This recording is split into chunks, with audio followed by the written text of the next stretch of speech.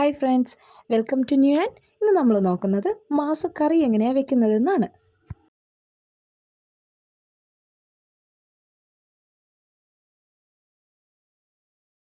നന്നായി ചൂടായ എണ്ണയിലേക്ക് കടുകും ഉലുവയും ചേർത്ത് കൊടുക്കുന്നുണ്ട്. പിന്നെ അതിലേക്ക് ഇട്ട് കൊടുക്കുന്നത് സവോളയാണ്. സവോള അരിഞ്ഞത് ചേർത്ത് കൊടുക്കുന്നുണ്ട്.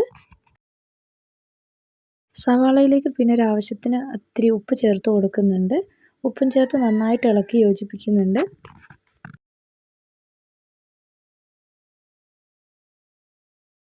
സവാളയുടെ നിറം മാറി വന്നതിന് ശേഷം ഒരൽപ്പം ഗോൾഡ് കളറായി കഴിഞ്ഞാൽ അതിലേക്ക് പിന്നെ ചേർത്ത് കൊടുക്കുന്നത് വെളുത്തുള്ളിയും കറിവേപ്പിലയാണ്. അതും ചേർത്ത് നന്നായിട്ട് ഇളക്കി യോജിപ്പിക്കുക. അത് രണ്ടും കൂടി കുക്കായി വരുമ്പോൾ അതിലേക്ക് നമ്മൾ ഇനി അരിഞ്ഞു വെച്ചിട്ടുള്ള തക്കാളിയാണ് ചേർത്ത് കൊടുക്കുന്നത്. തക്കാളിയും കൂടി ചേർത്ത് നന്നായിട്ട് ഇളക്കി വേവാനായിട്ട് കുറച്ച് സമയം കൊടുക്കുക. നന്നായിട്ട് ഉള്ളി വാടുമ്പോഴാണ് കേട്ടോ മാസക്കറിക്ക് ടേസ്റ്റ് ഉണ്ടാവുന്നത്. നന്നായിട്ട് ഉള്ളി വാടി വന്നാലാണ് മാസക്കറി ടേസ്റ്റ് ഉണ്ടാവാറ്. ചില ആൾക്കാർ മാസ് കൂടുതലും ഉള്ളി കുറച്ചും ചെയ്യുന്നവരുണ്ട്. പക്ഷേ എനിക്ക് ഉള്ളിയുടെ ടേസ്റ്റ് അധികമായിട്ട് കിട്ടുമ്പോഴാണ് ഇഷ്ടം. മാസ് ഇതാ ഇങ്ങനെയാണ് കിട്ടുക. പക്ഷേ ഇങ്ങനെ തന്നെ ചേർക്കില്ല. അതായത് ഇതേപോലെ ചെറിയ ചെറിയ പീസാക്കിയിട്ടാണ് നമ്മളിതിലേക്ക് ചേർത്ത് കൊടുക്കുന്നത്. മാസ് ചേർത്ത് കൊടുത്തതിൻ്റെ ശേഷം അതിലേക്ക് ഇത്തിരി മഞ്ഞൾപ്പൊടിയും പിന്നെ കാശ്മീർ മുളക് പൊടിയാണ് ഞാനിവിടെ എടുത്തിരിക്കുന്നത്. സാധാരണ ഞങ്ങൾ വീടുകളിൽ മുളക് അരച്ചിട്ടാണ് ചേർക്കാറ്. ഇപ്പം എൻ്റെ കയ്യിൽ മുളക് പൊടിയായിട്ടായിരുന്നു ഉണ്ടായിരുന്നത്. അതുകൊണ്ടാണ് ഞാനിപ്പോൾ മുളക് പൊടി ഉപയോഗിച്ച് ചെയ്യുന്നത്. ഇത് കാശ്മീർ മുളകാണ് കേട്ടോ, വീട്ടിൽ തന്നെ പൊടിപ്പിച്ചതാണ്. കാശ്മീർ മുളക് പൊടിയാണ്. അത് ജസ്റ്റ് ഒന്ന് മിക്സ് ചെയ്തതിലേക്ക് പിന്നെ ആവശ്യത്തിനുള്ള വെള്ളം ചേർത്ത് കൊടുക്കുകയാണ്. കുറച്ചധികം വെള്ളം ചേർത്ത് കൊടുത്തിട്ട് ഈ മാസുകറി എത്രത്തോളം വറ്റിച്ചെടുക്കുന്നോ അത്ര ടേസ്റ്റ് കൂടും കേട്ടോ.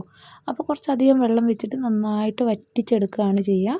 നന്നായിട്ട് കുറുകി വരുമ്പോൾ ആണ് അതിൻ്റെ ടേസ്റ്റ് കിട്ടുക കേട്ടോ. നന്നായിട്ട് കുറുകി വരണം. അപ്പോൾ നമുക്കിനി ഇത് കുറച്ച് വേവാനായിട്ട് സമയം കൊടുക്കണം. മാസ് അത്യാവശ്യം വേവാൻ കുറച്ച് ടൈം എടുക്കുന്ന സാധനമാണ്.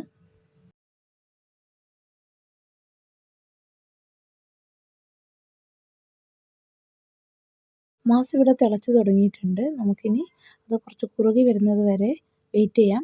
ഞാൻ അതിൻ്റെ ഇടയ്ക്കൊന്ന് ഉപ്പ് നോക്കിയായിരുന്നു. ഉപ്പ് നോക്കിയപ്പോൾ എനിക്ക് കുറച്ചുകൂടി ഉപ്പിടണമെന്ന് തോന്നി. അതുകൊണ്ട് ഞാൻ ഉപ്പ് കുറച്ചുകൂടി ഇട്ട് കൊടുത്തിട്ടുണ്ട്. പിന്നെ തിളച്ച് വരുമ്പോൾ ഞാൻ കുറച്ചുകൂടി ഓയിൽ ചേർത്ത് കൊടുക്കുന്നുണ്ട് കേട്ടോ. വെളിച്ചെണ്ണ ചേർക്കുകയാണെങ്കിൽ കുറച്ചുകൂടി ടേസ്റ്റി ആയിരിക്കും. ഇപ്പോൾ എൻ്റെ കയ്യിൽ വെളിച്ചെണ്ണ ഉണ്ടായിരുന്നില്ല. അതുകൊണ്ട് ഞാനിവിടെ പാം ഓയിലിലാണ് ചെയ്തെടുത്തിരിക്കുന്നത്. ഇതാ ഏകദേശം നമ്മുടെ മാസക്കറി ഇവിടെ തയ്യാറായിട്ടുണ്ട്. ഇനി നമുക്കിത് ചോറിൻ്റെ കൂടെ കഴിക്കാം. ചോറിൻ്റെ കൂടെ, ചപ്പാത്തിയുടെ കൂടെ, പത്തിരി ഇതിൻ്റെ കൂടെയൊക്കെ നല്ല ഒരു ടേസ്റ്റ് ആയിട്ടുള്ള ഒരു കറിയാണ്. എല്ലാവരും വീട്ടിൽ ചെയ്ത് നോക്കുക. അപ്പോൾ വീണ്ടും കാണാം കേട്ടോ.